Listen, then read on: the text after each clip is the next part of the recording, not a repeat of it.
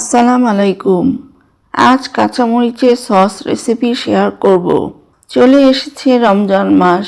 ভাজা পোড়া খাবার জন্য এ সময় একটু বেশি সস প্রয়োজন হয়। কম খরচে বাড়িতেই এটা তৈরি করে নিতে পারবেন। আর এজন্য পুরো ভিডিওটি দেখে নিতে হবে। কাঁচা মরিচের সসের জন্য 250 গ্রাম মরিচ ও ঝাল ব্যালেন্স করার জন্য 3টি কাঁচা টমেটো কেটে নিব। টমেটো কাটা শেষ। এবার মরিচগুলো ছোট ছোট করে কেটে নিব। সেদ্ধ তাড়াতাড়ি হবে। কাঁচা মরিচও টুকরো করা হয়ে গেছে। মরিচ কাটার ক্ষেত্রে হাতে গ্লোভস পরে নিতে পারেন। আমার সেটা প্রয়োজন হয়নি। প্যানে টমেটোগুলো দিয়ে দিলাম।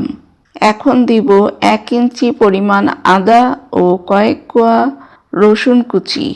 সেদ্ধ হওয়ার জন্য 1/2 কাপ পানি ও স্বাদমতো লবণ দিলাম। যেহেতু কাঁচা টমেটো, সেদ্ধ হতে একটু তো পানি লাগবে। নেড়ে চেড়ে ঢেকে 5 মিনিট সেদ্ধ করে নিব। টমেটো এখনও সেদ্ধ হয়নি। আবারও ঢেকে সেদ্ধ করে নিব। মরিচ টমেটো দুটোই সুন্দরভাবে সেদ্ধ হয়ে গেছে। এগুলো ঠান্ডা করে ব্লেন্ড করে নিয়েছি। ছাঁকনি দিয়ে এইভাবে ছেঁকে নিতে হবে। টমেটোর স্কিন ও বিচি ছাঁকনিতে রয়ে যাবে।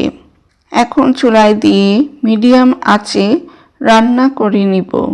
ঘন ঘন নাড়তে হবে। এখানে আমি কোনো ফুড কালার ও কর্নফ্লাওয়ার ব্যবহার করিনি। 2 টেবিল চামচ চিনি ও 3 টেবিল চামচ ভিনেগার দিয়েছিলাম। সেই মুহূর্তে ক্যামেরা অন করতে ভুলে গিয়েছিলাম। এজন্য দুঃখিত।